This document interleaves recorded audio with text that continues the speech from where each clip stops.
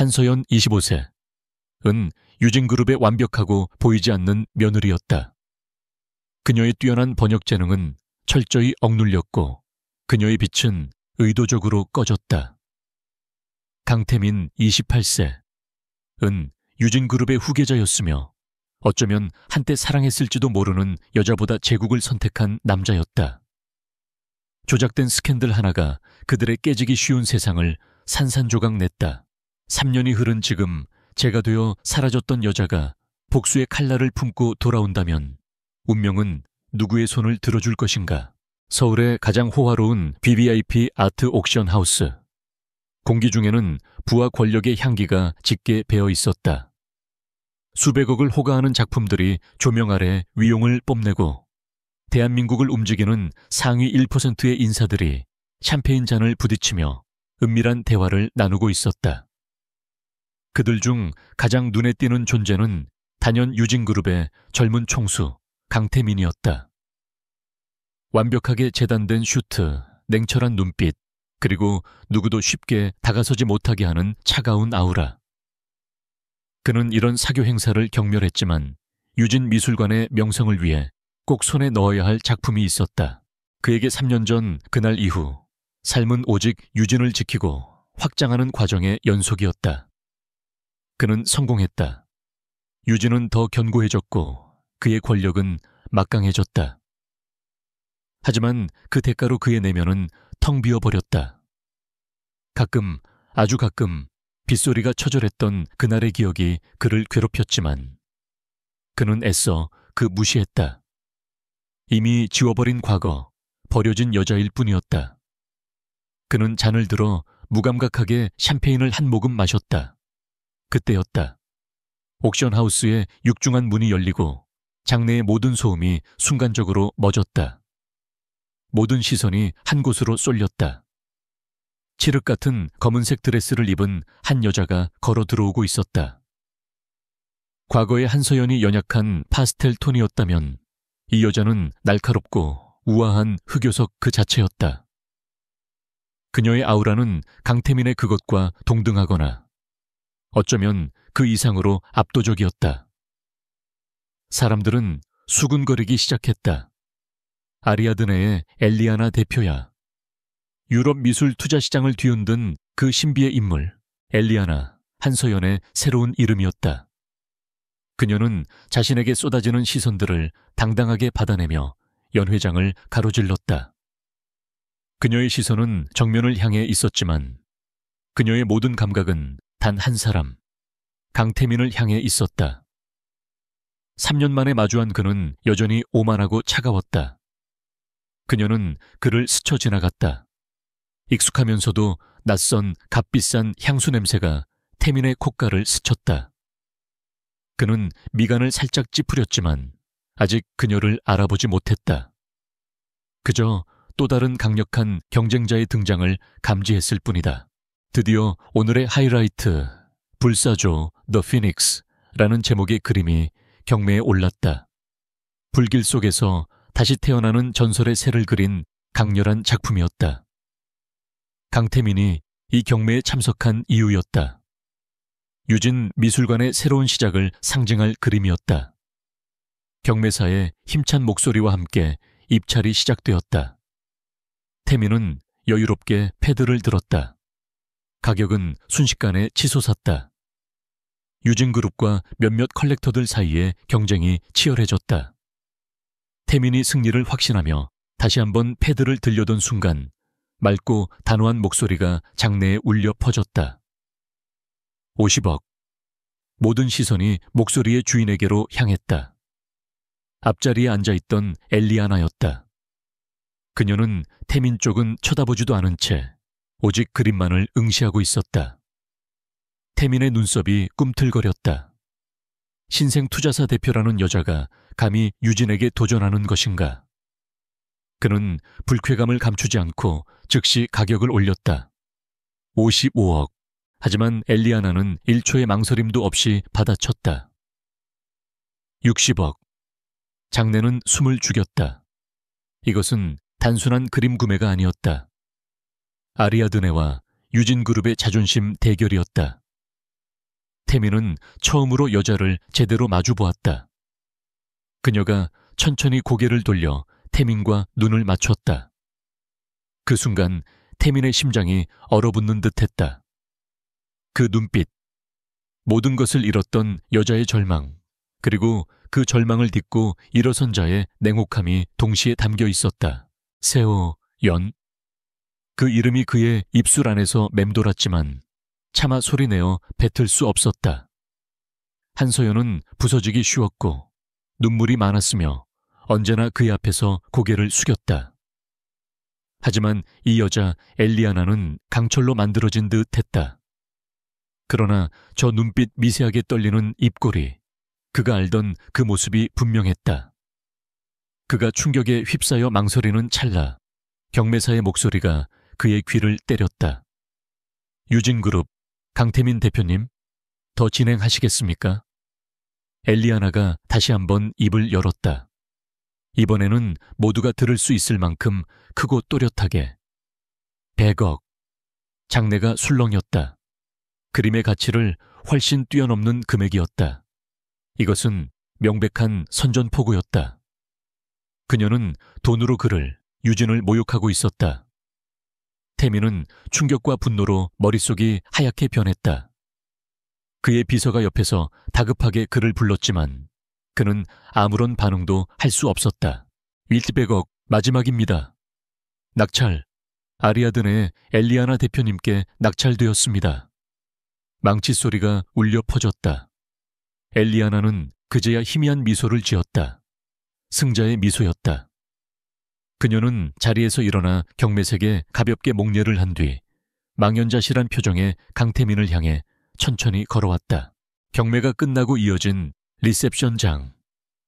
태민은 경호원들을 제치고 사적인 공간으로 향하는 그녀의 앞을 가로막았다. 그의 눈동자는 격렬하게 흔들리고 있었다. 잠깐. 그녀가 멈춰 섰다. 천천히 고개를 들자 차가운 무관심이 담긴 눈동자가 그를 향했다. 유진그룹 강태민 대표님, 무슨 일이시죠? 그녀의 목소리는 3년 전 애원하던 그 목소리가 아니었다. 완벽한 표준어, 냉정하고 세련된 억양이었다. 당신 누구지? 태민이 억눌린 목소리로 물었다. 그녀의 정체를 확인하고 싶었지만 동시에 부정하고 싶었다. 엘리아나는 가볍게 머리를 쓸어 넘겼다. 엘리아나입니다. 아리아드네 대표. 그녀의 대답은 한치의 흐트러짐도 없었다. 아니, 내 말은 당신 대체 정체가 뭐냐고. 그의 목소리가 조금 높아졌다. 엘리아나는 한 걸음 그에게 다가섰다. 두 사람 사이의 거리가 아슬아슬하게 좁혀졌다. 그녀는 오직 그만이 들을 수 있는 나직한 목소리로 속삭였다. 그림을 빼앗겨서 불쾌하신 모양인데 경매는 공정한 법이죠. 모든 건 실력으로 승부하는 곳입니다, 강 대표님. 그 말이 태민의 가슴을 찔렀다. 3년 전 그가 그녀에게 했던 말과 비슷했다. 이 바닥은 실력이야. 그리고 넌 자격 미달이야. 태민은 말문이 막혔다. 그녀의 눈에 담긴 것은 증오가 아니었다. 그것은 증오보다 더 무서운 경멸 혹은 동정이었다. 그녀는 그를 완벽하게 내려다보고 있었다. 강 대표님. 그녀가 다시 입을 열었다. 잃어버린 것을 되찾으려는 건 본능이지만 이미 제가 된 것을 움켜쥐려 하면 손만 대일 뿐입니다. 그 말이 끝나자마자 그녀는 그를 스쳐 지나갔다. 대리석 바닥에 또각거리는 그녀의 구두 소리가 마치 그의 심장을 짓밟는 소리처럼 울렸다. 태민은 한참 동안 그 자리에 못 박힌 듯 서 있었다. 방금 전 그녀가 사용한 재애쉬라는 단어. 그것은 3년 전 그날의 기억을 날카롭게 후벼 팠다. 폭우가 쏟아지던 그의 집무실. 조작된 사진들이 테이블 위에 흩어져 있었다. 그녀는 울부짖었다. 태민 씨, 제발, 난 아니에요. 믿어줘. 하지만 그는 차갑게 대답했다. 지금 내 평판과 유진이 흔들리고 있어. 네가 했든 안 했든 이 스캔들은 네 책임이야. 떠나. 그는 그녀에게 이혼 서류와 함께 보잘것없는 위자료가 든 통장을 던졌다. 이걸로 끝이야. 넌 유진에 어울리지 않아. 네 존재 자체가 흠이야. 서연은 눈물을 닦고 그를 올려다봤다. 그 눈에는 더 이상 애원이 없었다. 모든 것이 죽어버린 자의 공허함만이 가득했다. 그녀는 서류에 서명하고 아무것도 가져가지 않은 채 그 집을 나갔다. 빗속으로 사라지는 그녀의 마지막 모습은 마치 재가 되어 흩어지는 것 같았다. 대표님, 괜찮으십니까? 김 비서의 목소리가 태민을 현실로 불러들였다. 그는 주먹을 세게 쥐었다. 손바닥이 아팠다. 그것은 유령이 아니었다. 한서연이 돌아왔다. 그를 파멸시키기 위해 지옥에서부터 기어 올라왔다. 김 비서. 그의 목소리는 얼음장처럼 차가웠다. 방금 나간 아리아드네의 엘리아나 대표. 출생부터 3년 전 기록까지 모조리 다 조사해. 지금 당장. 강태민의 집무실은 얼음장처럼 차가웠다. 밤늦은 시간 유진그룹의 심장부인 60층 스카이라운지에서 그는 서울의 야경을 내려다보고 있었다. 하지만 그의 눈에는 화려한 불빛 대신 경매장에서 마주친 엘리아나의 차가운 눈빛만이 어른거렸다. 재가 된 것을 움켜쥐려 하면 손만 대일 뿐입니다. 그 말은 저주처럼 그의 뇌리를 파고들었다. 한서연, 감히 한서연이. 그 연약하고 순종적이며 스캔들 하나에 무너져 내렸던 여자가 3년 만에 저런 괴물이 되어 돌아왔단 말인가. 그는 주먹을 쥐었다. 믿을 수 없었지만 심장이 격렬하게 경고하고 있었다. 그녀가 맞다고 김 비서가 조용히 사무실로 들어와 보고서를 내밀었다. 대표님, 요청하신 엘리아나 권의 자료입니다. 태민은 보고서를 거칠게 낚아챘다. 한 장 한 장 넘길수록 그의 미간은 더욱 깊게 패였다. 자료 속의 엘리아나는 완벽했다. 28세, 미국 시민권자, 예일대에서 미술사와 경영학을 복수 전공, 수석 졸업, 3년 전 스위스에서 소규모 투자 자문사 아리아드네를 설립, 이후 유럽 미술 시장의 미다스의 손으로 불리며 급부상했다. 그녀의 투자 이력은 경이로울 정도였고 사생활은 깨끗했다. 한서연이라는 이름은 어디에도 없었다. 이게 다야. 태민이 보고서를 테이블에 내던지며 물었다. 서류상으로는 그렇습니다. 3년 전의 기록은 완벽하게 밀봉되어 있습니다. 마치 처음부터 엘리아나 권으로 태어난 사람처럼요. 김 비서가 조심스럽게 대답했다. 완벽하다고? 태민이 코웃음을 쳤다. 너무 완벽해서 수상하지 않나. 세상에 과거가 없는 사람이 어디 있어. 3년 전이면 정확히 한서연이 사라진 시점이야. 그는 본능적으로 이 모든 것이 정교하게 설계된 연극임을 직감했다. 다른 루트로 알아봐. 태민이 지시했다. 공식적인 방법 말고 그림자들을 이용해. 그녀가 3년 동안 어디서 누구를 만났고 어떻게 그 막대한 자금을 손에 넣었는지 전부 다 캐내. 특히 한서연과의 연결고리, 머리카락 한 올이라도 찾아내. 그의 목소리에는 살기가 배어 있었다. 그는 한서연이 자신을 기만했다는 사실보다 자신이 알던 그 여자가 아닌 다른 존재가 되어 나타났다는 사실에 더 큰 모욕감과 정체 모를 불안감을 느꼈다. 같은 시각 한강이 내려다 보이는 최고급 레지던스 아리아드네 코리아의 펜트하우스. 한서연, 아니 엘리아나는 어둠 속에서 어제 낙찰받은 그림 불사조를 바라보고 있었다. 불길 속에서 화려하게 부활하는 새의 모습이 마치 자신의 모습과 겹쳐 보였다. 그녀의 옆에는 충직한 비서이자 전략가인 조 실장이 서 있었다. 강태민이 움직이기 시작했습니다. 저희 뒷조사를 위해 국내 최고 정보팀을 고용했습니다. 서연은 와인잔을 가볍게 흔들었다. 붉은 액체가 잔을 타고 흘러내렸다. 예상했던 일이야. 그는 의심이 많고 자신이 통제할 수 없는 것은 병적으로 싫어하지. 하지만 그들이 찾을 수 있는 건 내가 보여주고 싶은 엘리아나의 이력뿐일 거야. 그녀의 목소리는 조용했지만 강한 확신이 담겨 있었다. 3년, 그 지옥 같은 시간 동안 그녀는 단순히 살아남은 것이 아니었다. 그녀는 다시 태어났다. 그녀의 시선이 책상 위에 놓인 작은 액자로 향했다.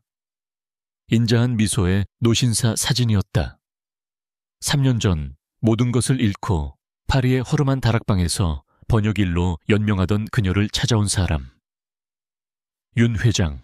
그는 한때 유진그룹과 어깨를 나란히 했으나 강태민의 아버지 강 회장의 계략에 밀려 모든 것을 잃고 은퇴한 비운의 경영인이었다. 그는 죽은 줄로만 알았던 옛 친구의 딸, 즉 서연의 어머니 소식을 수소문하다 그녀를 찾아냈다. 복수심은 사람을 불태우지만 정의감은 사람을 세운다네. 윤 회장은 망가진 서연에게 손을 내밀었다. 자네 눈 속에는 아직 꺼지지 않은 불씨가 보여. 그 불씨를 복수의 화염이 아닌 새로운 세상을 밝힐 빛으로 쓰게. 내가 자네의 방패이자 칼이 되어주겠네. 그는 서연에게 자신의 모든 지식과 경험, 그리고 은밀하게 축적해둔 막대한 자산을 투자했다. 그는 그녀에게 경영을, 금융을, 그리고 상류층의 생존 방식을 가르쳤다. 한서연은 죽고 엘리아나가 태어나는 순간이었다. 서연은 다시 조 실장을 바라보았다. 유진건설 건은 어떻게 되어가고 있지? 조 실장이 태블릿 PC를 켰다. 말씀하신 대로 유진건설이 이번 정부 주도 스마트시티 프로젝트 입찰에 사활을 걸고 있습니다.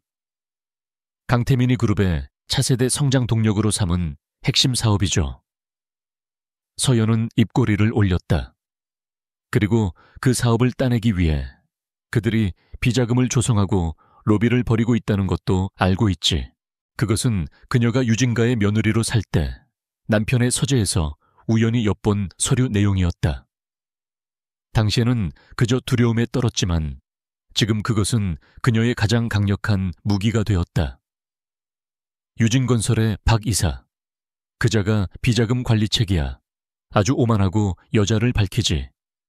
서연이 말했다. 이번 주 금요일 신라호텔에서 열리는 비공개 자선 파티에 그가 참석해. 나도 초대장을 받았고. 직접 움직이시겠다는 겁니까? 조 실장이 우려 섞인 눈빛으로 물었다. 너무 위험합니다. 서연이 고개를 저었다.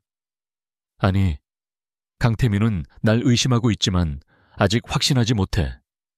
그는 내가 이렇게까지 유진의 내부를 속속들이 알고 있을 거라곤 상상도 못할 거야. 그는 날 과소평가했었고 지금도 그럴 테니까. 그 오만함이 그의 약점이야.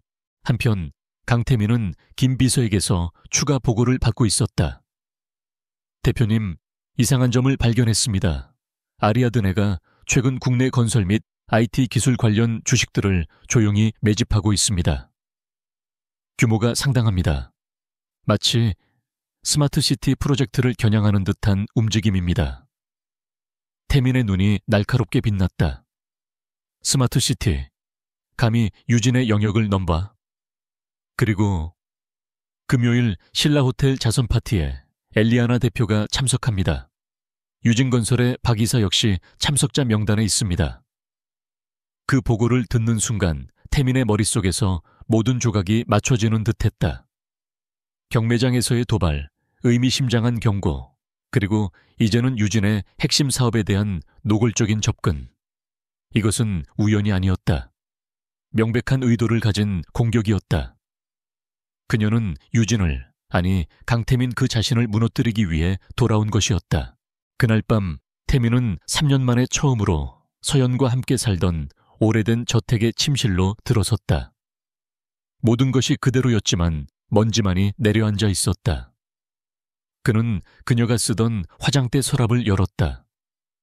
그 안에는 그녀가 아끼던 낡은 만년필 하나만 덩그러니 남아 있었다. 그녀가 처음으로 번역했던 시집의 저자에게 선물 받은 것이라고 했다. 그는 만년필을 집어들었다. 차가운 금속의 감촉이 그의 손바닥을 파고들었다. 그는 기억했다. 비에 젖어 떨면서도 자신의 결백을 주장하던 그녀의 눈. 그는 그 눈을 외면했다. 유진을 지키기 위해서, 그리고 그녀의 연약함이 자신을 약하게 만든다고 생각했기 때문에. 하지만 지금 그의 앞에 나타난 엘리아나는 그가 그토록 원했던 강인함을 지니고 있었다. 아이러니하게도 그 강인함은 이제 그의 심장을 겨누는 비수가 되어 돌아왔다. 한서연, 대체 3년 동안 무슨 일이 있었던 거지?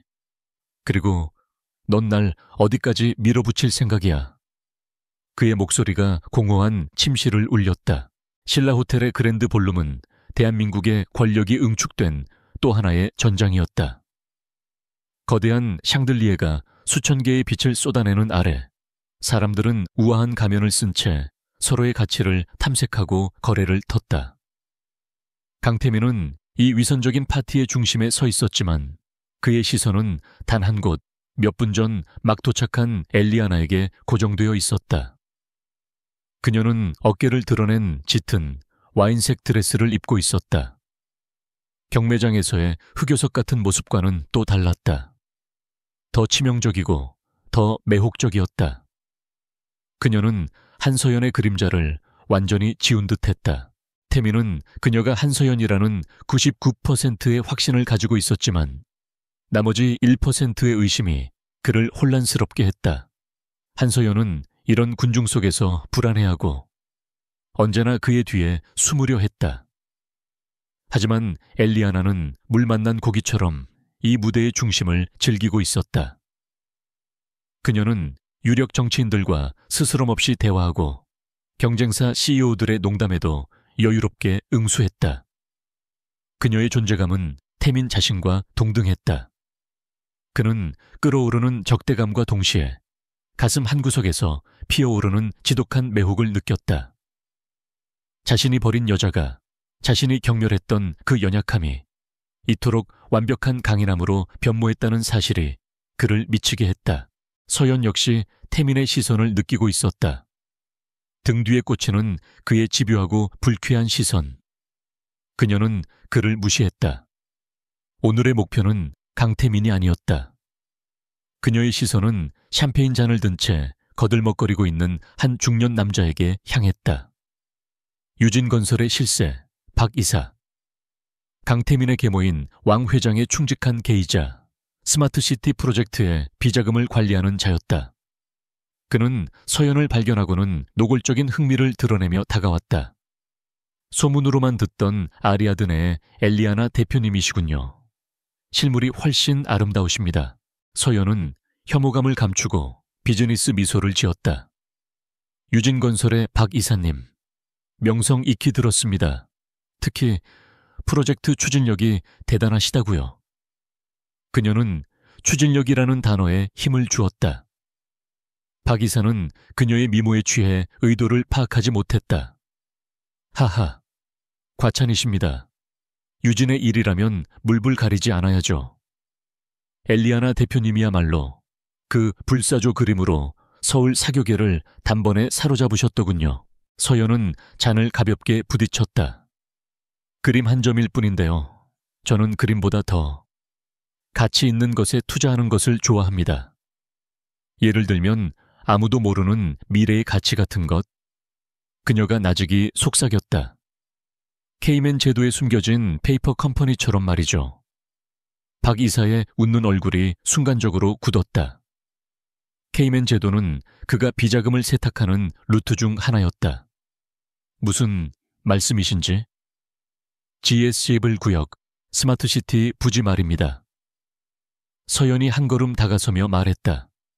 목소리는 주변의 소음에 묻힐 만큼 작았지만 박 이사의 귀에는 천둥처럼 들렸다.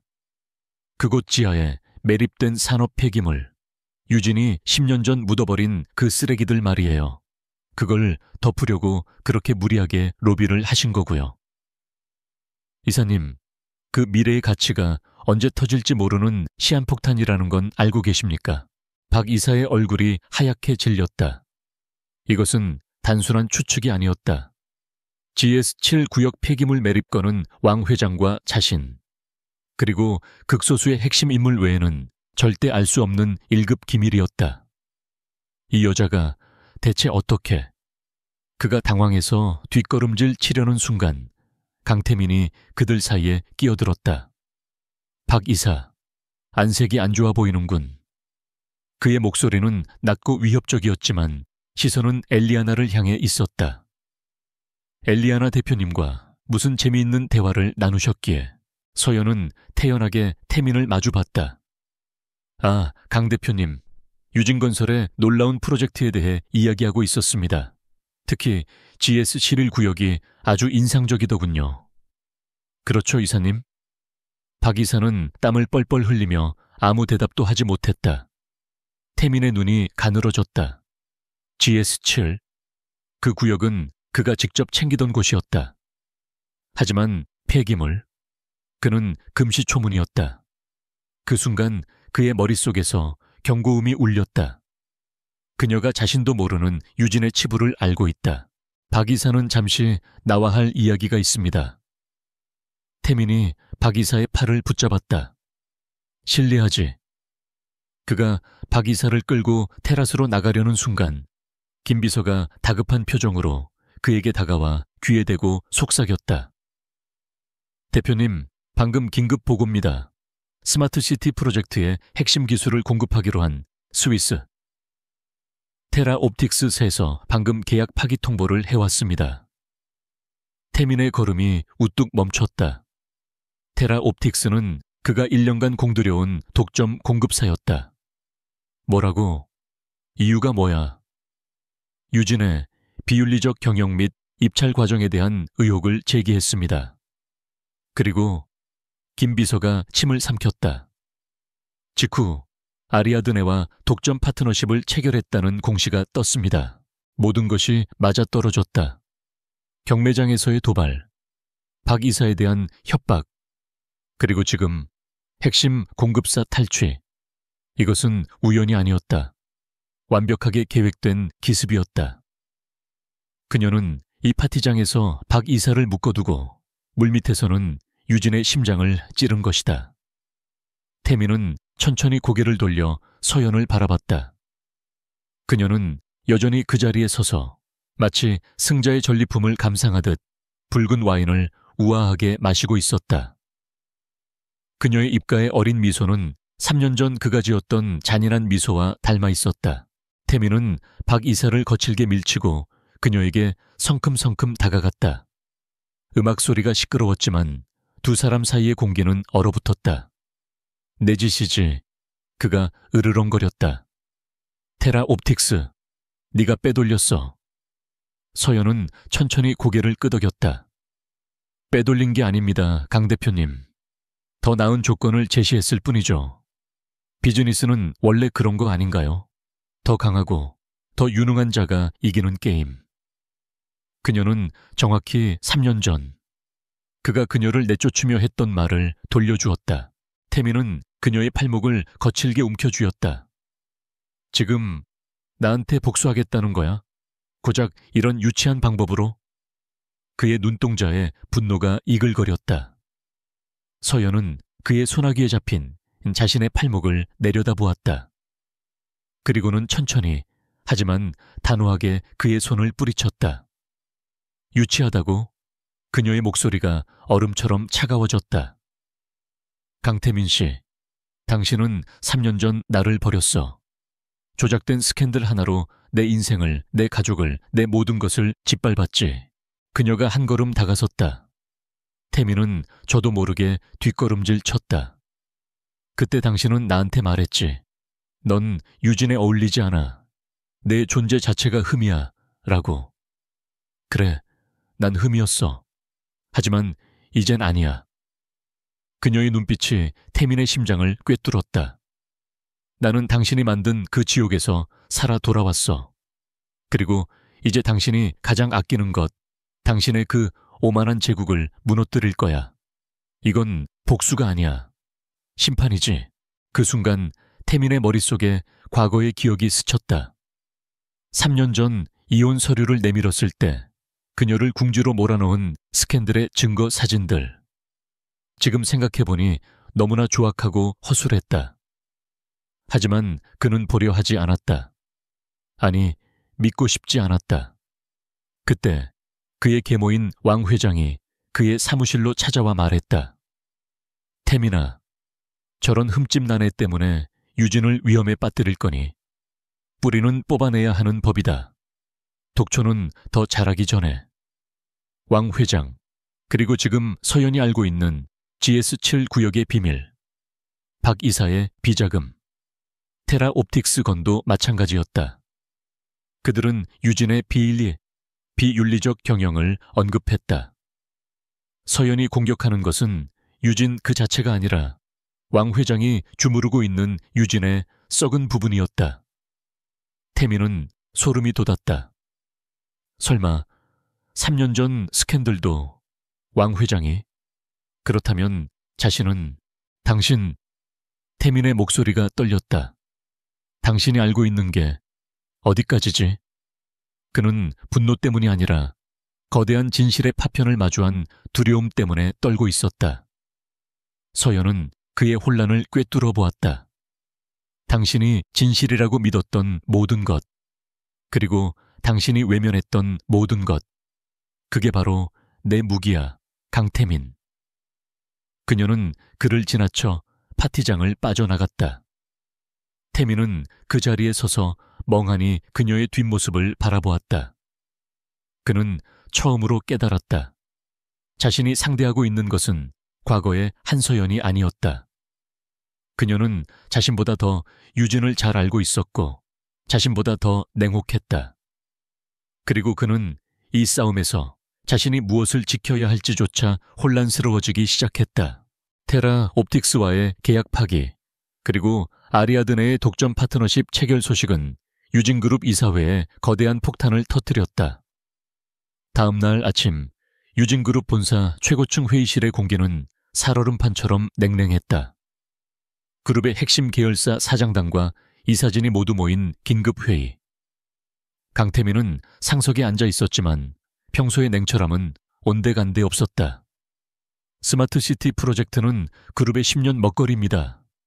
그런데 핵심 기술사인 테라 옵틱스를 신생 투자사 따위에게 뺏기다니, 이게 도대체 무슨 경영 방식입니까, 강 대표?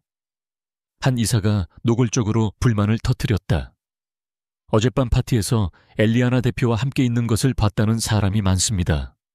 도대체 무슨 대화를 나누셨기에 이런 뒤통수를 맞은 겁니까? 또 다른 이사가 거들었다. 태민은 주먹을 쥐었다. 그는 박 이사를 쏘아보았다.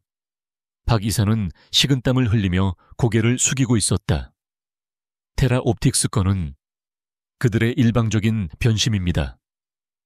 아리아드네 측에서 비정상적인 조건을 제시한 것으로 보입니다. 즉시 태민이 변명을 시작하려던 순간 회의실 문이 열리고 그의 계모 왕 회장이 들어섰다. 회의 참석자 전원이 놀라 자리에서 일어났다. 그녀는 공식적으로 경영에서 물러나 있었지만 유진의 실권은 여전히 그녀의 손에 있었다. 다들 앉으시죠. 왕 회장의 목소리는 부드러웠지만 강압적이었다. 그녀는 태민의 옆자리가 아닌 상석의 맞은편, 즉 태민을 정면으로 마주보는 자리에 앉았다. 제가 한평생 유진을 읽으면서 배운 것이 하나 있습니다. 사업은 전쟁이라는 겁니다. 그리고 전쟁에서는 수단과 방법을 가릴 필요가 없죠. 그녀의 시선이 태민을 향했다. 태민아, 네가 아직 너무 무르구나. 고작 여자 하나에 이렇게까지 흔들려서야 어떻게 이 거대한 유진을 이끌겠니? 그것은 질책이자 경고였다. 동시에 회의실의 모든 이들에게 아직 유진의 주인은 나임을 선포하는 것이었다. 테라 옵틱스건은 내가 해결하겠습니다. 하지만 그 전에 우리 내부의 쥐새끼부터 잡아야겠군요. 그녀의 싸늘한 시선이 박 이색에 향했다. 박 이사, 어젯밤 엘리아나라는 여자에게 무슨 말을 짓거린 겁니까? 박 이사는 사색이 되어 무릎을 꿇을 기세였다. 태민은 이 모든 상황이 끔찍한 모욕으로 다가왔다. 바로 그때였다. 회의실의 대형 스크린에 긴급 속보가 떴다. 단독 유진그룹 스마트시티 GS7 구역 불법 산업 폐기물 매립 의혹. 한 탐사보도 전문 매체의 충격적인 보도였다. 영상에는 GS7 구역 지하에서 채취한 토양 샘플과 10년 전 유진건설의 내부 보고서가 담겨 있었다. 그리고 그 보고서의 최종 결재란에는 왕 회장의 사인과 함께 당시 본부장이었던 박 이사의 이름이 선명하게 찍혀 있었다. 회의실은 아수라장이 되었다. 이게 무슨 폐기물이라니. 저긴 주거단지가 들어설 곳인데. 태민은 숨이 멎는 것 같았다. 그는 GS7 구역에 대해 알고 있었지만 폐기물 매립은 전혀 몰랐던 사실이었다. 이것이 어제 서연이 말한 시한폭탄이었다. 그녀는 이 모든 것을 알고 있었고 테라 옵틱스 건으로 이사회의 시선을 붙잡아둔 사이 언론에 이 거대한 폭탄을 터뜨린 것이다. 보도는 거기서 그치지 않았다. 기자는 유진건설이 이 사실을 은폐하기 위해 조성한 거액의 비자금 흐름을 추적했고 그 돈이 박 이사를 거쳐 왕 회장이 이사장으로 있는 자선재단으로 흘러들어간 정황까지 포착했다고 보도했다. 이것은 단순한 환경 문제를 넘어 그룹 총수 일가의 횡령 및 배임으로 번질 수 있는 최악의 스캔들이었다. 왕 회장의 완벽했던 포커페이스가 처음으로 무너졌다. 그녀의 눈이 분노로 타올랐다. 같은 시각 아리아드네의 펜트하우스. 서연은 조 실장과 함께 TV를 통해 이 모든 상황을 지켜보고 있었다. 예상대로입니다. 유진그룹 주가 개장과 동시에 폭락하고 있습니다.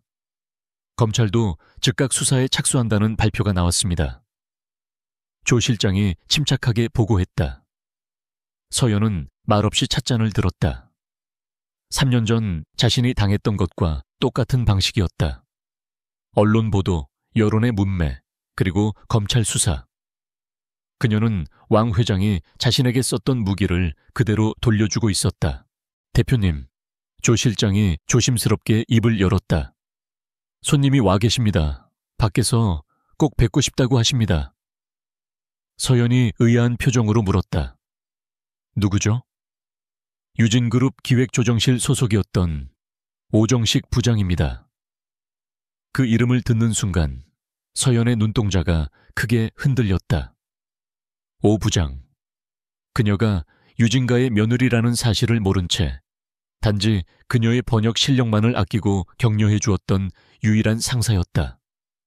3년 전 그녀의 스캔들이 터졌을 때 유일하게 그녀의 결백을 믿어주고 변호하려다 왕 회장에게 밑보여 횡령 누명을 쓰고 쫓겨났던 사람이었다. 서연은 급히 응접실로 나갔다. 그곳에는 3년의 세월을 정통으로 맞은 듯 훌쩍 늙어버린 오 부장이 서 있었다. 그는 서연을, 아니 엘리아나를 보자마자 눈시울을 붉혔다. 사모님, 아니 대표님, 맞으셨군요. 이렇게 돌아오실 줄 알았습니다. 그는 떨리는 손으로 작은 USB 하나를 내밀었다. 3년 전 그들이 절 쫓아내면서 제 컴퓨터에서 모든 자료를 삭제했습니다. 하지만 이건 미처 발견하지 못했더군요. 이게 뭡니까? 서연이 물었다. 왕 회장이 운영하는 그 자선재단. 제가 쫓겨나기 직전 회계감사를 도운 적이 있습니다. 이건 그 재단의 진짜 회계장부 원본입니다. 언론에 터진 비자금보다 훨씬 더 큰 규모의 검은 돈 흐름이 전부 담겨 있습니다. 오 부장은 고개를 숙였다. 그때 지켜드리지 못해 죄송했습니다. 부디 이걸로 그들을 단죄해 주십시오. 저 같은 억울한 사람들이 더는 나오지 않게. 서연은 USB를 쥔 손을 세게 움켜쥐었다. 손끝이 파르르 떨렸다. 그녀의 복수는 단지 개인적인 원한이 아니었다. 그것은 유진이라는 이름 아래 짓밟힌 수많은 사람들의 정의를 되찾는 싸움이기도 했다. 감사합니다, 부장님. 절대 잊지 않겠습니다. 그녀의 목소리가 단단해졌다. 이것은 왕 회장의 숨통을 끊을 결정적인 증거였다. 그날 오후 유진그룹 본사는 검찰의 압수수색으로 발칵 뒤집혔고 강태민은 자신의 집무실에서 망연자실한 채 앉아 있었다. 모든 것이 무너져 내리고 있었다. 왕 회장은 연락이 두절되었고 박 이사는 검찰에 긴급 체포되었다. 언론은 한서연 스캔들을 재조명하며 3년 전 사건 역시 왕 회장의 조작일 가능성을 제기하기 시작했다. 그는 자신이 그토록 지키려 했던 유진이 사실은 계모의 욕망으로 썩어 문드러진 성이었다는 것을 깨달았다. 그리고 자신은 그 성의 꼭두각시 왕에 불과했다. 그는 비틀거리며 일어섰다. 지금 이 모든 진실을 알고 있는 단 한 사람, 이 모든 판을 짜고 있는 사람, 한서연. 그는 그녀를 만나야 했다. 무슨 수를 써서라도. 그는 경호원들을 모두 따돌리고 직접 차를 몰아 아리아든의 코리아 본사로 향했다. 빗줄기가 거세지기 시작했다. 3년 전 그날처럼 아리아든의 빌딩 1층 로비. 최고급 대리석으로 마감된 로비는 고요하고 평화로웠다. 비에 젖은 태민이 헝클어진 모습으로 뛰어들어오자 보안 요원들이 즉시 그를 가로막았다. 무슨 일이십니까? 방문 예약을. 엘리아나 대표, 당장 만나게 해. 태민이 이성을 잃고 소리쳤다. 강태민이다. 유진그룹 강태민이라고. 당장 엘리아나 나오라고 해. 그는 마치 궁지에 몰린 짐승처럼 울부짖었다. 펜트하우스 오피스. 서연은 자신의 집무실 CCTV 모니터를 통해 로비의 광경을 내려다보고 있었다. 3년 전 자신을 경멸하며 내쫓았던 오만한 남자는 온데간데 없었다. 비에 젖어 절박하게 소리치는 남자. 모든 것을 잃어버린 남자의 모습이었다. 조 실장이 옆에서 물었다. 경찰을 부를까요, 대표님? 서연은 한참 동안 모니터 속의 태민을 응시했다. 그녀의 눈에는 동정도 승리감도 아닌 복잡 미묘한 감정이 스쳤다. 모든 것이 그녀의 계획대로였지만 저 남자의 무너진 모습을 보는 것은 여전히 고통스러웠다. 그녀는 천천히 입을 열었다. 아니, 그녀가 인터컴 버튼을 눌러 보안실에 연결했다. 올려보내. 펜트하우스로 향하는 엘리베이터 안. 강태민은 자신의 비참한 모습을 통제할 수 없었다. 빗물에 젖은 최고급 슈트는 엉망으로 구겨졌고 완벽하게 정돈되었던 머리카락은 젖은 채 이마에 달라붙었다. 거울에 비친 남자는 유진그룹의 냉철한 총수가 아니었다. 그는 모든 것을 부정당하고 자신의 기반이 무너지는 것을 목격한 길 잃은 남자일 뿐이었다. 3년 전 그가 한서연을 쫓아냈던 그날도 이렇게 비가 내렸다. 지독한 운명의 장난처럼 딩하하는 소리와 함께 엘리베이터 문이 열렸다. 그의 앞에는 서울의 폭풍우 치는 야경을 통째로 품은 거대한 오피스가 펼쳐졌다. 그리고 그 중심에 그녀가 서 있었다. 어둠 속에서도 빛나는 실루엣. 한서연, 아니 엘리아나는 마치 폭풍의 눈처럼 고요했다. 그녀는 그가 들어오는 소리에도 돌아보지 않았다. 그 압도적인 통제력 앞에서 태민은 자신이 얼마나 하찮은 존재인지 실감했다. 여기까지 무슨 일이죠, 강 대표님? 그녀가 먼저 입을 열었다. 목소리에는 어떤 감정도 실려 있지 않았다. 이런 행색으로 내 로비에서 소란을 피우다니. 유진그룹의 체면이 말이 아니군요. 그녀의 차가운 조소가 태민의 마지막 남은 이성을 끊어버렸다. 그는 비틀거리며 그녀에게 다가갔다. 바닥에 빗물이 뚝뚝 떨어졌다.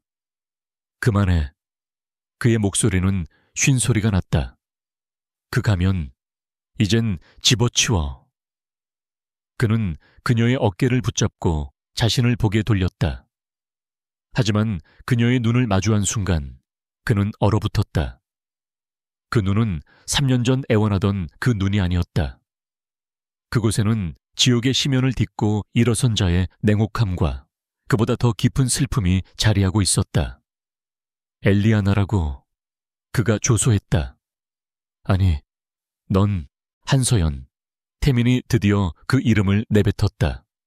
그 이름을 입에 올리는 것만으로도 심장이 찢어지는 듯 했다.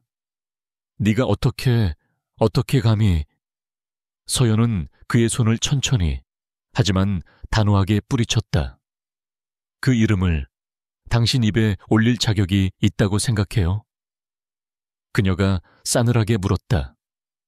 더 이상 엘리아나의 세련된 억양을 연기하지 않았다. 그것은 분노와 경멸로 가득 찬 한서연의 목소리였다. 그녀는 자신의 정체를 더 이상 숨길 필요가 없다는 듯 가면을 벗어던졌다. 그래 나야, 당신이 쓰레기처럼 버렸던 당신의 아내였던 한서연, 확인 사살이었다. 태민은 뒷걸음질 쳤다. 왜 돌아왔어? 유진을 망가뜨리려고. GS7을, 테라옵틱스, 전부 내 짓이지. 내 모든 것을 빼앗으려고 돌아온 거냐고. 그가 절규하듯 소리쳤다. 당신의 것. 서연이 기가 막힌 듯 웃었다. 그 웃음소리가 천둥소리와 섞여 태민의 귀를 때렸다. 당신은 3년 전 나한테서 모든 것을 빼앗아 갔어. 내 이름, 내 명예, 내 가족, 심지어 내 자신까지도. 당신은 조작된 사진 몇 장에 눈이 멀어. 당신의 그 잘난 유진을 지키기 위해 나를 제물로 삼았지. 그녀는 그에게 한 걸음 다가섰다. 이번에는 태민이 물러설 차례였다. 기억나, 강태민? 그녀의 목소리가 얼음장처럼 차가워졌다. 이런 비 오는 날이었어. 내가 아니라고, 제발 믿어달라고 당신 발밑에서 울며 애원했지. 그때 당신이 뭐라고 했지? 서연은 정확히 그의 말을 흉내냈다. 내 존재 자체가 흠이야. 당장 꺼져. 태민의 얼굴이 고통으로 일그러졌다. 그는 그 말을 기억했다. 자신의 입으로 내뱉은 가장 잔인한 말이었다. 나는 유진을 지켜야 했어. 그래서 나를 버렸어. 서연의 목소리가 높아졌다.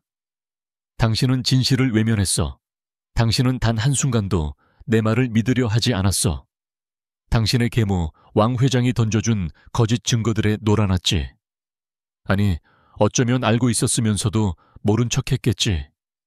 그게 당신의 제국을 지키는데 더 유리했으니까. 태민의 머릿속이 하얗게 비었다. 그녀가 왕 회장을 언급했다. GS7 구역의 폐기물, 박 이사의 비자금. 그 모든 것이 왕 회장과 연결되어 있었다. 그리고 오늘 터진 3년 전 스캔들의 재조명 기사. 그는 자신이 철저히 속았다는 것을, 아니 어쩌면 스스로 속아 넘어가는 것을 선택했다는 것을 깨달았다.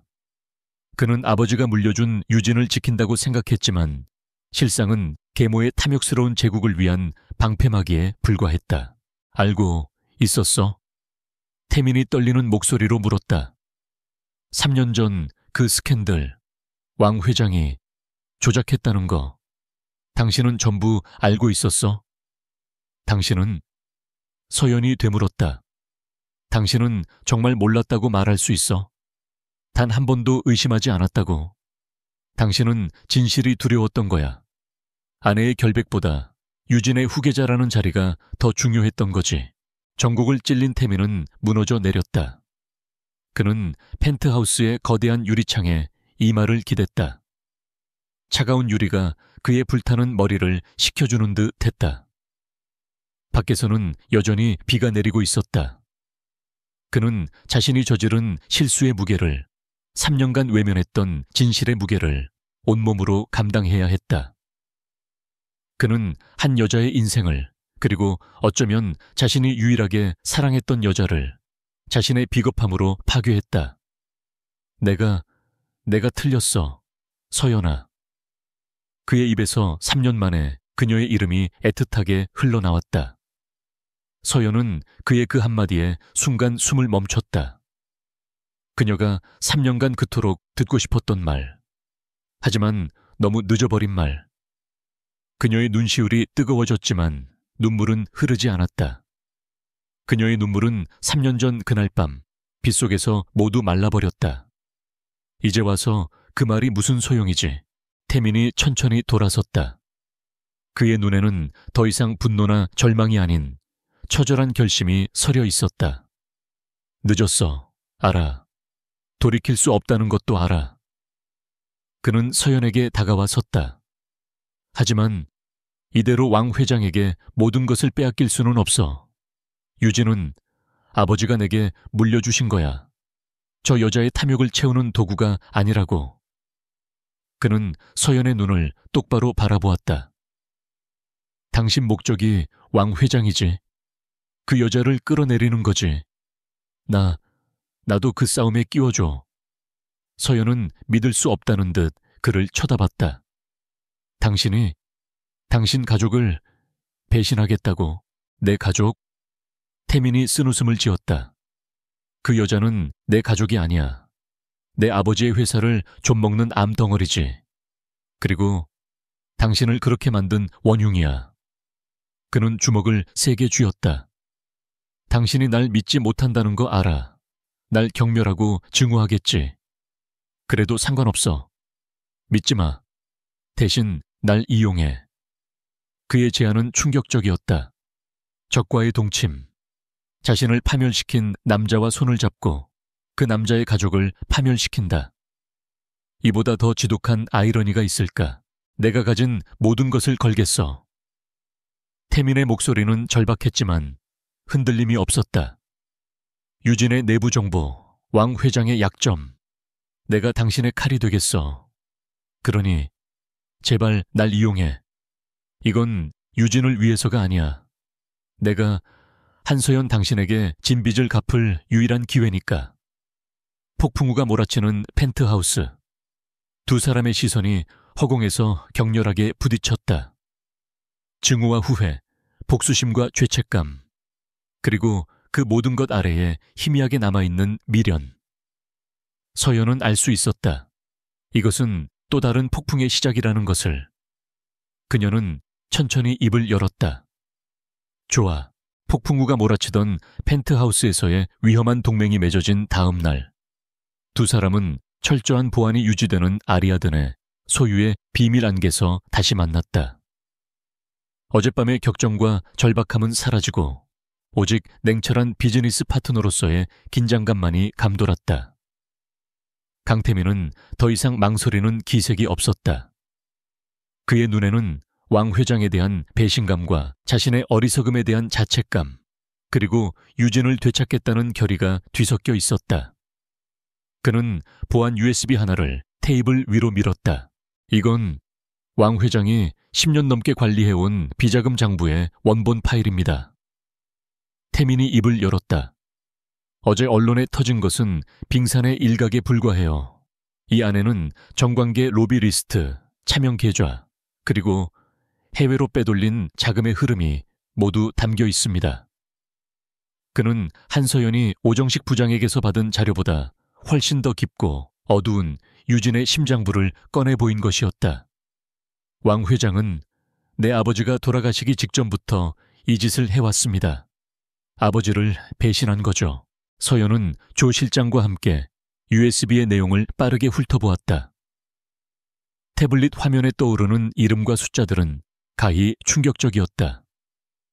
유진그룹은 왕 회장의 사적인 왕국이었고 그 거대한 성은 부패라는 모래 위에 세워져 있었다. 이걸 내게 주는 이유가 뭐죠? 서연이 태민을 응시하며 물었다. 당신도 이 자료가 공개되면 무사하지 못할 텐데 당신 역시 유진의 공동 경영자였으니까 무사할 생각 없습니다. 태민이 단호하게 대답했다. 나는 내 죄의 대가를 치를 겁니다. 3년 전 당신을 외면했던 죄, 그리고 진실을 알면서도 계모의 꼭두각시 노릇을 했던 죄. 하지만 그 전에 왕 회장을 내 손으로 끌어내려야겠어요. 유진은 이렇게 썩어 문드러질 수 없습니다. 이건 내 아버지에 대한 예의가 아니야. 그의 목소리에는 깊은 고뇌가 담겨 있었다. 그는 서연의 용서를 구하는 것이 아니었다. 그는 자신의 속죄를 위한 길을 가려는 것뿐이었다. 서연은 그의 진심을 읽었다. 하지만 그녀는 그를 믿지 않았다. 아니, 믿을 수 없었다. 좋아요. 자료는 잘 쓰죠. 하지만 명심해요, 강태민 씨. 우리는 동료가 아니야. 당신은 당신의 목적을 위해, 나는 나의 목적을 위해 잠시 같은 방향을 볼 뿐이지. 그녀의 목소리는 여전히 차가웠다. 당신은 유진을 바로잡고 싶겠지만 나는 유진을 심판할 거야. 그 과정에서 당신의 제국이 무너져도 난 눈 하나 깜짝하지 않을 거니까. 한편 왕 회장은 유진그룹 명예회장실에서 분노에 떨고 있었다. 검찰의 압수수색, 주가 폭락, 그리고 자신을 향해 좁혀오는 언론의 포위망. 이 모든 것이 그 엘리아나라는 계집이 나타난 이후에 벌어진 일이었다. 그리고 결정적으로 어젯밤 태민이 비를 맞고 아리아든의 빌딩으로 뛰어들어갔다는 보고를 받았다. 그녀는 자신의 충직한 개였던 의부사들이 죽은 전초의 망령에 홀려 자신을 배신했음을 직감했다. 어리석은 것. 왕 회장이 찻잔을 거칠게 내려놓았다. 찬물이 밖으로 튀었다. 내가 저 녀석을 어떻게 키웠는데 감히 내 뒤통수를 쳐. 3년 전에 그 어미처럼 깨끗하게 치워버렸어야 했는데. 그녀의 눈에 살기가 번뜩였다. 더 이상 기다릴 수 없어. 태민이가 내 손을 떠난 이상 저 계집은 살려둬선 안 돼. 그녀는 비밀리에 수족처럼 부리던 해결색에 전화를 걸었다. 처리해, 조용히. 사고사로 위장할 필요도 없어. 본보기로 삼아야 하니까. 감히 나를 건드린 대가가 무엇인지 모두가 보게 해. 그녀는 태민이 서연에게 어떤 자료를 넘겼는지 정확히 알지 못했지만 자신의 가장 치명적인 약점이 태민의 손에 있다는 것을 알았다. 태민이 아버지의 유품 중에서 무엇을 발견했는지 그녀는 두려웠다. 그 자료가 서연의 손에 들어간다면 모든 것이 끝장이었다. 그 전에 서연을 제거해야만 했다.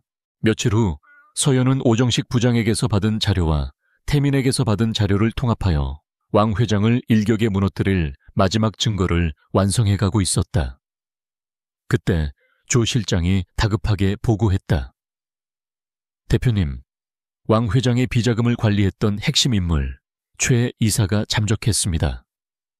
그런데 그가 마지막으로 목격된 곳이 인천항 근처의 한 폐창고입니다. 우리 쪽에 은밀하게 연락을 취해왔습니다. 자신이 가진 모든 것을 넘길 테니 신변을 보호해달라고요. 서연은 미간을 찌푸렸다. 최 이사, 왕 회장의 최측근이. 네, 아마 왕 회장이 꼬리 자르기를 시도하자 위협을 느끼고 돌아선 것 같습니다.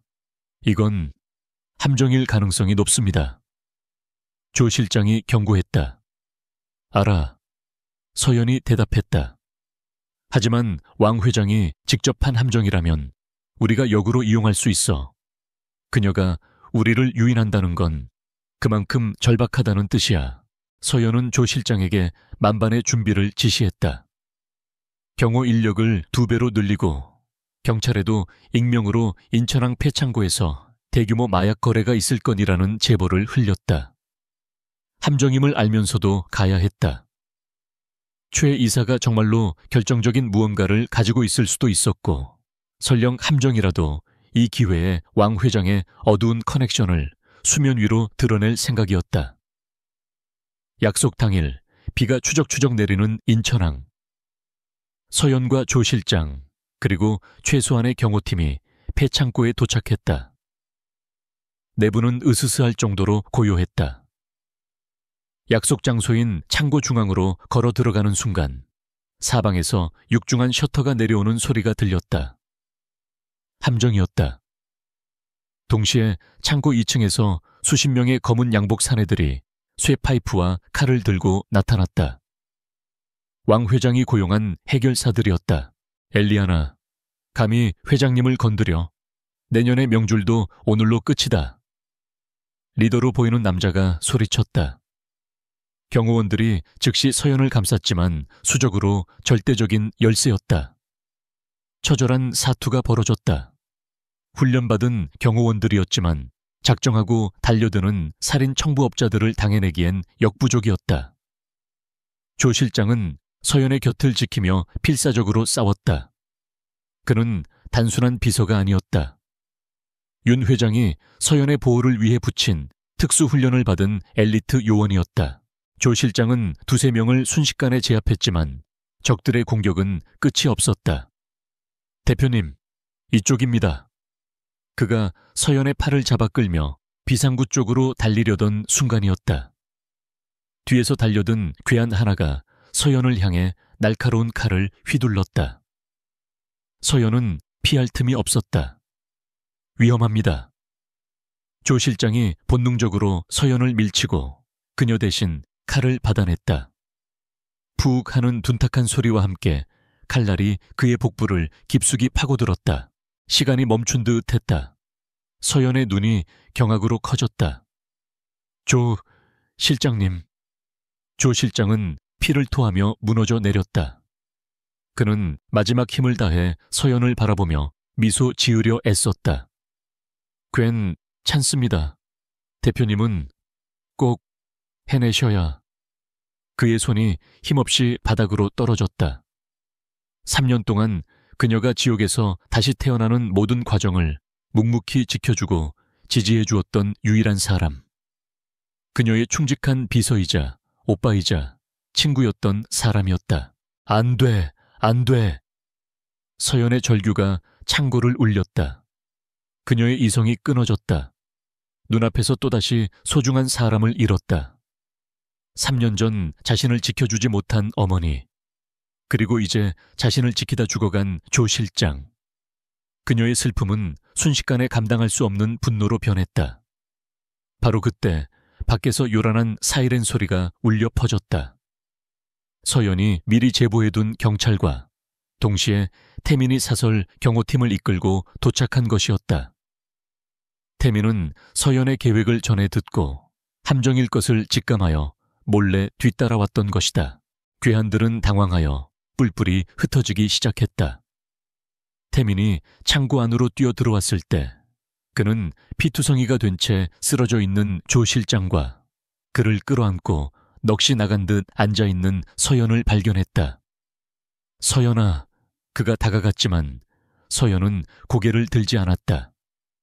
그녀는 피로 젖은 자신의 손을 내려다보았다. 그리고 천천히 고개를 들었다. 그녀의 눈에는 눈물 대신 모든 것을 불태워버릴 듯한 지독한 증오와 살기만이 이글거리고 있었다. 왕, 회, 장. 조 실장의 장례식은 비공개로 조용히 치러졌다. 한서연은 3일 내내 상복을 입고 빈소를 지켰다. 그녀는 울지 않았다. 눈물은 이미 말라붙어 재가 되었고 그 자리에는 강철보다 차갑고 용암보다 뜨거운 결의만이 남았다. 그녀의 곁을 지킨 것은 강태민이었다. 그는 조문객도 위로의 말도 없이 그저 묵묵히 그녀의 그림자처럼 서 있었다. 조 실장의 죽음은 왕 회장의 마지막 선을 넘은 행위였고 두 사람 사이에 남아있던 마지막 망설임마저 불태워버렸다. 그것은 더 이상 비즈니스 전쟁이나 복수가 아니었다. 살인자에 대한 단죄였다. 장례식이 끝나고 서연은 칠흑 같은 상복을 벗고 전투복과도 같은 짙은 네이비색 정장을 입었다. 그녀의 얼굴은 화장기 하나 없이 창백했지만 눈빛은 그 어느 때보다도 날카롭게 빛났다. 오늘 모든 것을 끝냅니다. 그녀가 태민에게 말했다. 유진그룹 임시 주주총회. 왕 회장이 자신의 결백을 주장하고 모든 책임을 당신에게 떠넘기기 위해 소집한 바로 그 자리에서 태민은 고개를 끄덕였다. 자료는 모두 검찰에 넘어갔습니다. 오정식 부장님의 원본 파일과 내가 넘긴 자료, 그리고 인천항 살인교사 증거까지. 태민은 왕 회장이 해결색에 전화를 걸었던 통화 기록과 자금 이체 내역을 확보했다. 왕 회장은 조 실장뿐만 아니라 자신을 배신한 태민까지도 제거할 생각이었다. 유진그룹 본사 대강당. 대한민국 경제계의 이목이 모두 이곳에 집중되었다. GS7 폐기물 스캔들과 총수 일가 비자금 의혹으로 창사 이래 최대의 위기를 맞은 유진그룹의 운명이 결정되는 날이었다. 왕 회장은 의외로 담담한 표정으로 단상에 섰다. 그녀는 여전히 유진의 여왕이었고 이 모든 것을 뒤집을 마지막 카드가 있는 듯 여유로워 보였다. 주주 여러분, 심려를 끼쳐드려 송구합니다. 그녀의 목소리는 카리스마가 넘쳤다. 하지만 유진은 굳건합니다. 이번 사태는 유진을 음해하려는 외부 세력과 그의 노란한 내부의 배신자에 의해 벌어진 일입니다. 그녀의 시선이 주주총회에 참석한 강태민에게 향했다. 내 아들이자 유진그룹의 대표인 강태민이 아리아드네라는 정체불명의 회사 대표 엘리안에게 현혹되어 그룹의 기밀을 유출하고 저를 모함하고 있습니다. 주주들이 술렁이기 시작했다. 아들인 강태민이 어머니를 배신했다는 그림. 왕 회장은 이 모든 것을 경영권 다툼과 치정극으로 몰아가며 본질을 흐리려 했다. 강태민 대표를 즉각 해임하고 제가 유진을 다시 바로 세우겠습니다.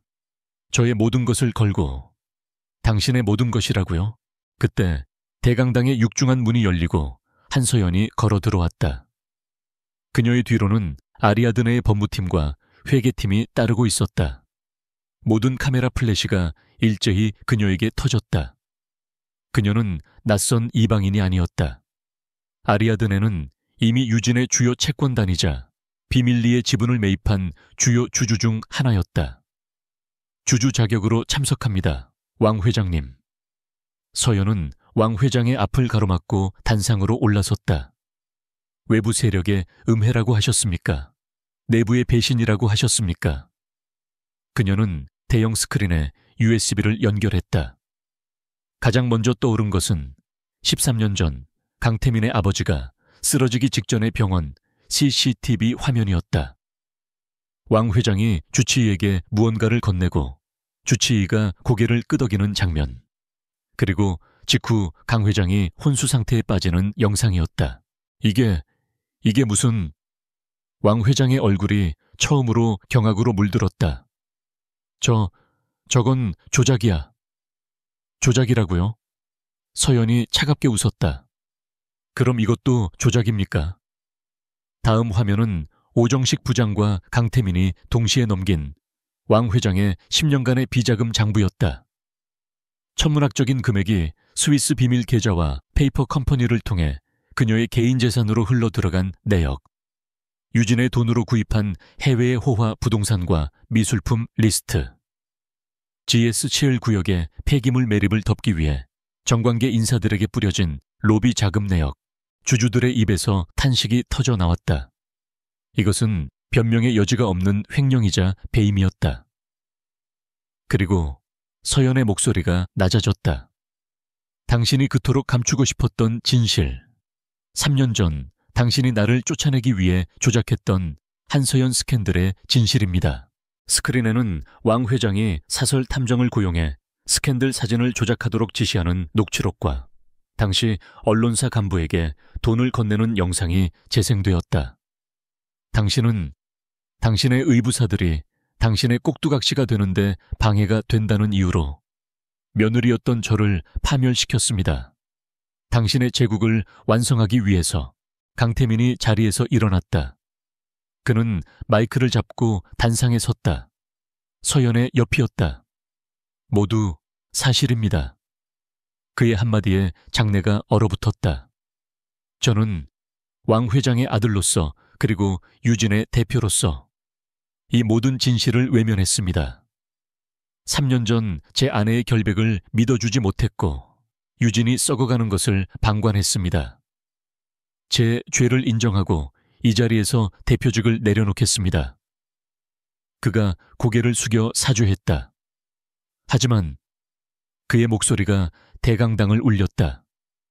저 암 덩어리가 유진을 완전히 삼키는 것은 볼 수 없습니다. 왕 회장은 더 이상 내 어머니도 유진의 명예회장도 아닙니다. 그녀는 범죄자입니다. 닥쳐, 이 배은망덕한 녀석. 왕 회장이 이성을 잃고 태민에게 달려들려던 순간이었다. 왕희라 씨. 대강당 뒷문이 열리고 검사와 수사관들이 들이닥쳤다. 그들은 서연과 태민이 넘긴 모든 증거를 쥐고 있었다. 살인교사, 횡령, 배임, 증거 조작, 불법 폐기물 매립, 그리고 강 회장 독살 미수 혐의로 당신을 긴급 체포합니다. 왕 회장은 그 자리에 주저앉았다. 그녀의 완벽했던 가면이 산산조각 났다. 그녀가 평생을 바쳐 쌓아 올린 제국이 그녀가 재처럼 버렸던 며느리의 손에 의해 단 하루 만에 무너져 내렸다. 그녀는 수사관들에게 끌려나가며 서연을 향해 악을 썼다. 내가 너를 절대 가만두지 않겠어. 이 악마 같은 년. 서연은 아무 대답도 하지 않았다. 그녀는 차가운 눈으로 왕 회장이 끌려나가는 모습을 끝까지 지켜보았다. 악마가 된 건 당신 때문이야. 조 실장의 피 묻은 손이 떠올랐다. 그녀는 주먹을 세게 쥐었다. 손톱이 손바닥을 파고들었지만 아픔은 느껴지지 않았다. 주주총회장은 아수라장이 되었다. 유진그룹, 대한민국 재계의 거목이 뿌리째 흔들리고 있었다. 총수 일가가 모두 범죄자로 전락하고 리더십은 공백 상태가 되었다.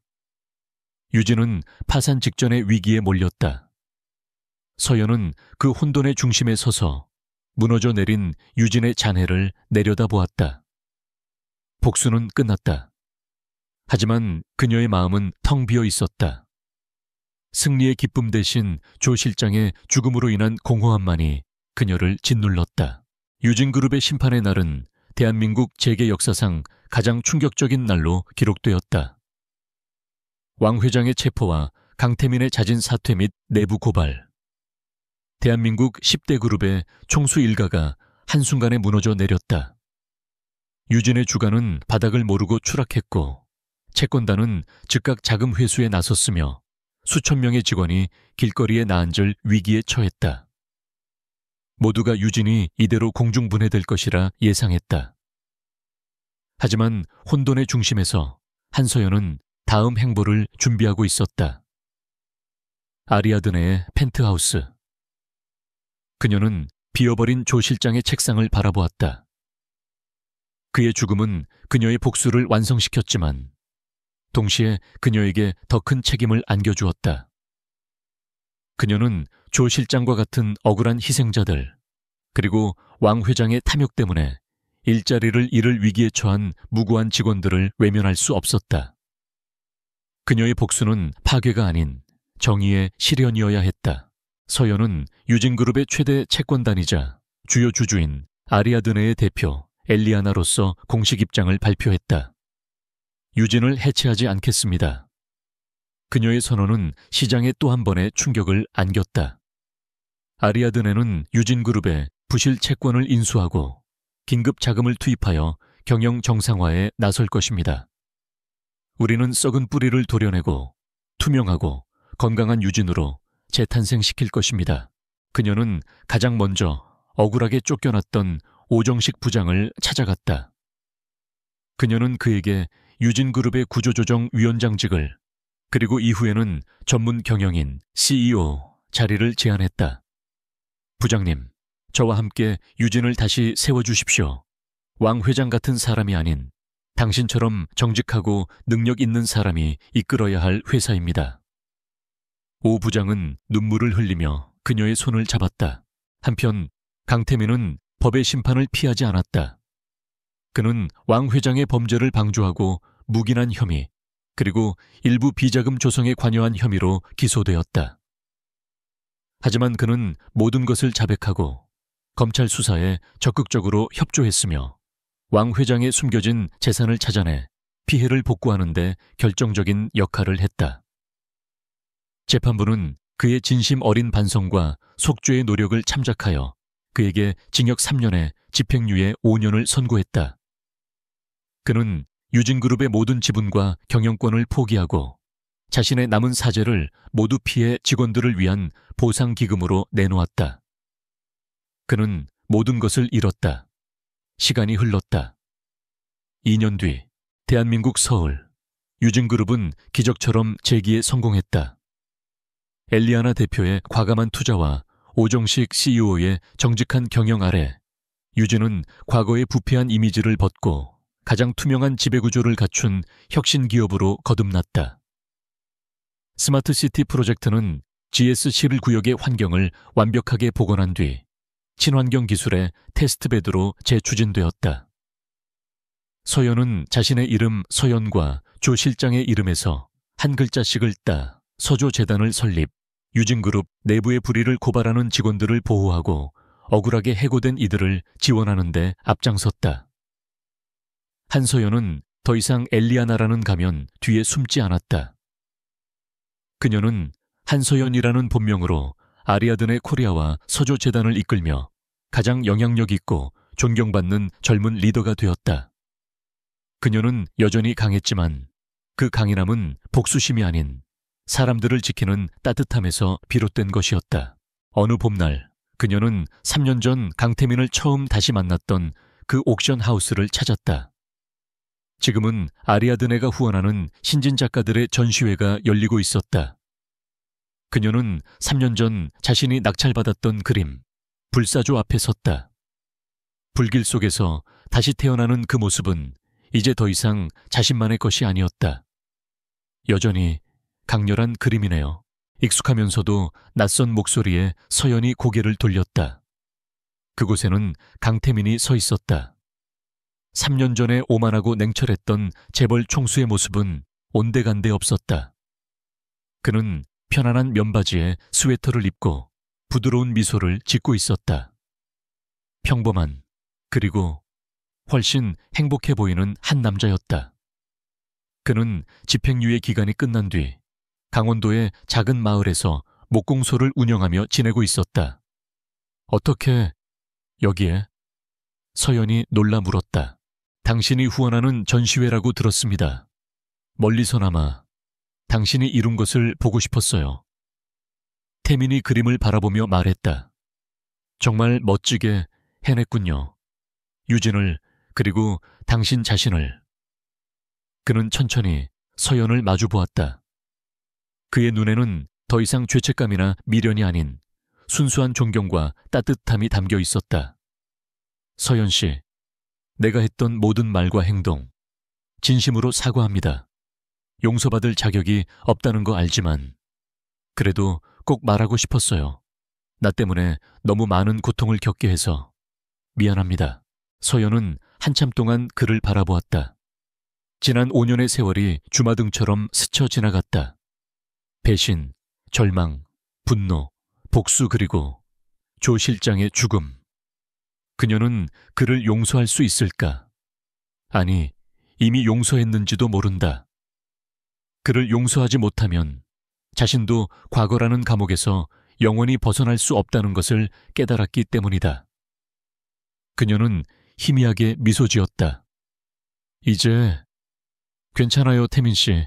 우리 둘 다 값을 치렀으니까. 그 미소를 보는 순간 태민은 자신이 3년 전, 아니 5년 전부터 무엇을 잃어버렸는지 깨달았다. 그는 그녀의 손을 잡고 싶었지만 감히 그럴 수 없었다. 1년 후 가을, 제주도의 작은 바닷가.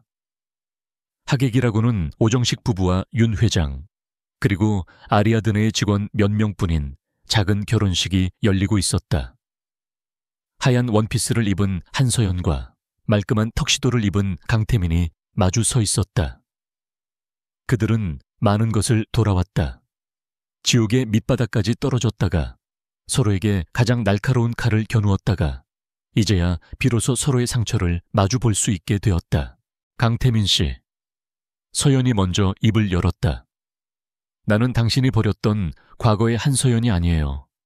상처도 많고 잃은 것도 많죠. 알아요. 태민이 그녀의 손을 부드럽게 잡았다. 나도 과거의 오만한 강태민이 아닙니다. 모든 것을 잃고 나서야 무엇이 소중한지 깨달았죠. 당신을 다시 만난 건 나에게 주어진 두 번째 기회이자 기적입니다. 두 사람은 바다를 배경으로 입을 맞췄다. 그것은 격정적이지 않았지만 모든 고통을 치유하는 따뜻하고 깊은 맹세였다. 그리고 다시 2년 뒤 한강공원. 따스한 햇살 아래 서연과 태민이 돗자리에 앉아 웃고 있었다. 그들 앞에서는 이제 막 걸음마를 뗀 작은 아이가 아장아장 걸으며 나비를 쫓고 있었다. 여보, 조심해. 태민이 아이를 향해 소리치며 달려갔다. 서연은 그 모습을 바라보며 행복하게 웃었다. 그녀의 곁에는 조 실장의 사진이 담긴 작은 액자가 놓여 있었다. 재벌 CEO가 버린 아내는 3년 후 더 강해져 돌아왔다. 그녀는 복수를 완성했고 정의를 되찾았으며 마침내 사랑과 행복까지도 되찾았다.